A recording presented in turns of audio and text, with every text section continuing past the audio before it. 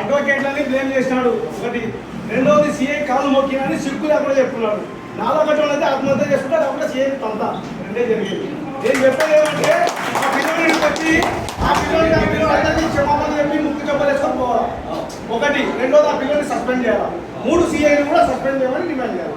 ఈ 3 తర్వాత ఆ పిల్లడు ఎవరింటో పోయినాడు, ఎందుకు రాజీ అయినాడు అది అందరికీ తెలుస్తుంది. వాళ్ళు బ్లేమ్ అయిపోతారు. ఒకటి విషయం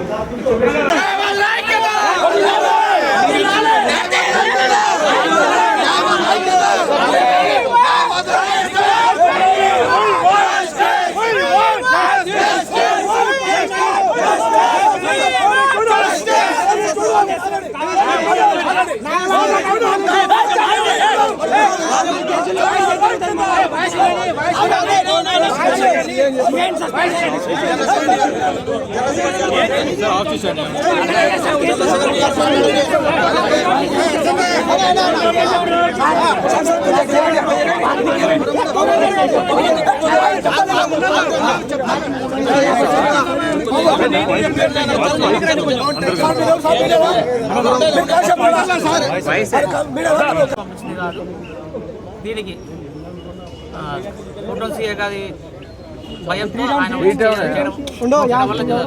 ఆ వీడియో బయట రావడం జరిగింది. ఇంకోటి ఆ వీడియో నేను ఎవరికి పంపలేదు, నా ఫోన్ నుంచి ఎవరికి పంపలేదు, నేను ఎవరికి చెప్పలేదు. ఇంతవరకు కూడా నేను బయటికి వచ్చి నేను కాంప్రమైజ్ అని చెప్పనేసి అని ఎవరికి చెప్పలేదు. ఈరోజు మా బాధ వాళ్ళ సపోర్ట్ వల్ల నేను బయటకు వచ్చి బాగా రక్షణలో ఉండి ధైర్యంగా ఈ మాట చెప్పగలుగుతాను. నేను ఖచ్చితంగా నేను దీనికి సంబంధించి పూర్తిగా శిక్ష పడే వరకు రాజీ కానని చెప్పనేసి అని బ్యాక్ స్టెప్ అని చెప్పనేసి అని మా బాధ ధైర్యంతో చెప్తున్నాను. అంటే నీ మీద ప్రెజర్ చేసింది ఈ మాటలు మాట్లాడమని ఫోటో ఎందుకోసమని ఫోటో ఎందుకోసమని ఆయన ఆల్రెడీ ఆయన మిస్టేక్ ఉంది కాబట్టి చేయించింది. ఏంటి ఆయన మిస్టేక్ ఏంటి?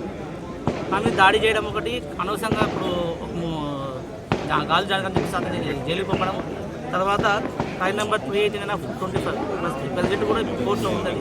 దాంట్లో 9 ముద్దాయి ఒరిజినల్గా ఉన్న ఒక అమ్మాయి కాకుండా సంబంధం లేని ఒక అమ్మాయిని తీసుకొచ్చుకొని దానికి డిమాండ్ చేశారు. మీరు నోటి దురుసుగా మాట్లాడినారు కాబట్టి మీ మీద దాడి చేశారనేది పోలీసుల వాదన.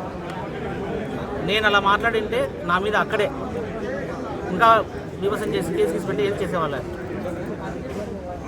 ఆయన తప్పు ఉంది కాబట్టి ఆ తప్పులకు సంబంధించి నేను అడిగిన దానికే ప్లస్ ఇంకోటి వచ్చి లంచం ఇచ్చేలాగైతేనే ఏదైనా మాట్లాడాలి, లేకపోతే మాట్లాడకూడదని చెప్పండి సార్. నేను అంటే ఎందుకోసం అంటే లంచం ఏ ఇష్యూ మీద వెళ్ళలేదు? ఈ గంజాయి కేసు సంబంధించి ఏదైతే వెళ్ళానో దానికి సంబంధించి ఫస్ట్ పోయినప్పుడు ఆయన అనేది ఫస్ట్ అదే మాట్లాడారు.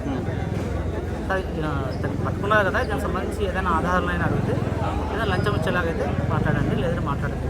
గతంలో కూడా ఆ సీఐతో మీకు లావాదేవీలు ఉన్నాయి, ఆ ర్యాప్ ఉంది కాబట్టి ఆ చనువుతోనే మీరు మాట్లాడుకున్నారట అనేది బయట. ఆ సీఐని నేను కలవడము ఇదే మొదటిసారి వెళ్ళడము జరగడం. రాష్ట్ర వ్యాప్తంగా ఇంత ఆందోళన నిన్న ఎందుకు మీరు ఆందోళన పాల్గొనలేదు?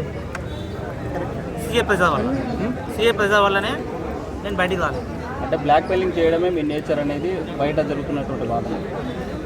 సార్ బ్లాక్ మెయిల్ అంటున్నారు, ఇందులో మీ కళ్ళ ముందే ఉంది ఫైల్ నెంబర్ 389/25. ఆ దాంట్లో 9వ ముద్దాయి ఒరిజినల్గా ఉండాల్సిన ఒక అమ్మాయి, దానికి సంబంధించి యాటిట్యూడ్ వేలేసిన ఆధార్ కార్డు కూడా సబ్మిట్ చేసిన ఉంది, కోర్టులో ఉంది. తర్వాత వీళ్ళు రిమాండ్ చేసిన దాంట్లో వాళ్ళే చూపించిన అమ్మాయి, ఆమె సంబంధించిన డీటెయిల్స్ ఉన్నాయి. దీంట్లో ఎక్కడ బ్లాక్ మెయిల్ ఉంది సార్, ఎక్కడ నా మిస్టేక్ ఉంది, పోలీసుల తప్పు ఎక్కడ లేదు. మరి తప్పు లేనప్పుడు ఎందుకు లాయర్స్ చేసేటువంటి బార్ అసోసియేషన్ ఎందుకు పాల్గొనలేదు? అవును సార్, నేను హైడ్ చేసిన మొన్న నైట్ ఆ వీడియో ఏదైతే ఉందో ఆ వీడియో ఆ సీఏ గారు నా ఫోన్ నుంచి తీసిన తర్వాత బార్ ప్రెసిడెంట్కి ఒకటి, ఎస్పీ గారికి ఒకటి, అంటే నేను పంపించానట్టు ఆయన ఫోన్ కొట్టి కిడ్నాప్ చేశారేమన్నా? ఆల్మోస్ట్ అలాగే సార్. నా ఫ్యామిలీ ఉంది కాబట్టి నా ఫ్యామిలీని నన్ను ఇబ్బంది పెట్టారు. నేను నిన్న సాయంత్రం వరకు కూడా మీ మీద థ్రెట్ ఉందని ఎవరికైనా కంప్లైంట్ ఇచ్చారా సార్? ఇప్పుడు బయటకు వచ్చాను సార్, తర్వాత బార్ చెప్పే నిర్ణయాలను బట్టి కంప్లైంట్ దానికి సంబంధించి ఇప్పుడు రాజీ అయినారని చెప్పి బయట రాకొచ్చింది, ఇప్పుడేమో మాట మారుస్తున్నారు. దీని చెప్పి చూడొచ్చు సార్. మొన్న సాయంత్రం నుంచి నేను ఇవాళ వరకు నేను బయటికి వచ్చి ఏ ఒక్కరికైనా కానీ ఫోన్లో కానీ ఫిజికల్గా కానీ నేను రాజీ అని చెప్పి చెప్పాను.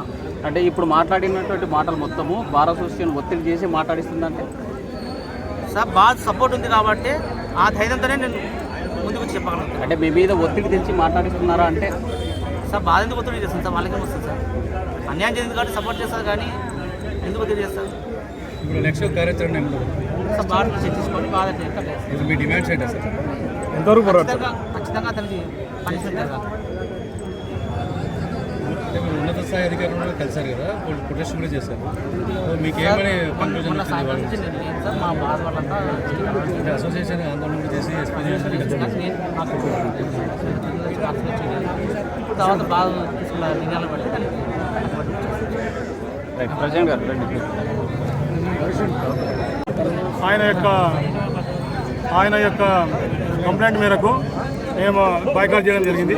ఆ తర్వాత ఆయనను కలవడానికి ఆయన కోసం ప్రయత్నిస్తే దొరకలేదు కనుక దానికి సంబంధించి మేము నిన్న నిరసన వ్యక్తం చేశాము.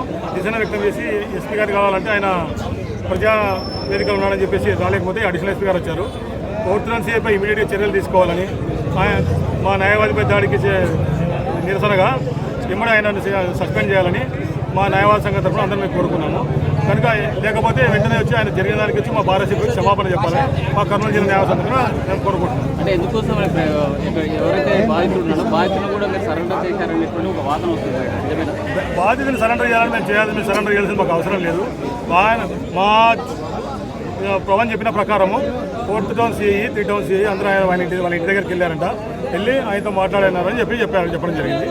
ఆ విషయం చెప్పడం జరిగింది. అంత తప్ప మాకేం తెలియదు. తర్వాత ఒక వీడియో పెట్టారు. ఆ వీడియో పెట్టిన తర్వాత ఏమైనా రాజీనామా నువ్వు ఏదంటే భారతీయ చెప్పని వచ్చి చెప్పమని చెప్పాము. తర్వాత ఆయన అందుబాటులో కాదు, ఇప్పుడు వచ్చాడు.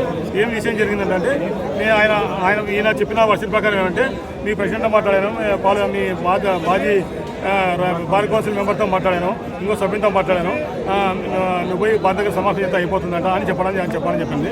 నాతో సీఏ ఎటువంటి కాంటాక్ట్ కావడం ఏం జరగలేదు. ఎటువంటి జరిగితే నేనెందుకు ధర్నా చేస్తాను, ధర్నాలోకి నేనెందుకు పోతాను. కనుక ఆయన కేవలం మాలో మభ్య పెట్టాలని చెప్పి ఆ విధంగా చెప్పినాడు. అది అర్థం చేసుకోవాలి. కనుక మా పవన్ పైన దానికి నిరసనగా మేము ఎంతవరకైనా పోతాం. మా భారత తరఫున ఆయన పూర్తి మద్దతు తెలుపుతాము.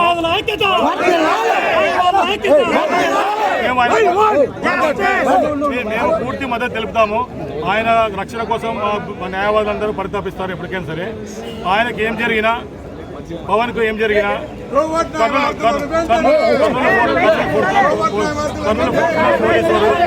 బాధ్యులని చెప్పి నేను చెప్తున్నాను. కేవలం పోలీస్ డిపార్ట్మెంట్ మీద ఉన్న కక్షతోనే మాకు డిపార్ట్మెంట్కు ఎటువంటి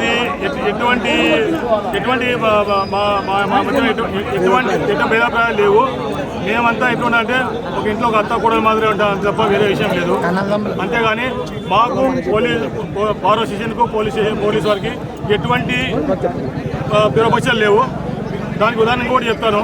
వాళ్ళు చేసిన యొక్క పనులు ఎటువంటి అంటే పత్తికొండలో కోర్టులో సరెండర్ అయిన ఒక ముద్దాయిని తీసుకుపోయి బలం చేశారు. దానిపైన హైకోర్టు కూడా చివాటు పెట్టడం జరిగింది.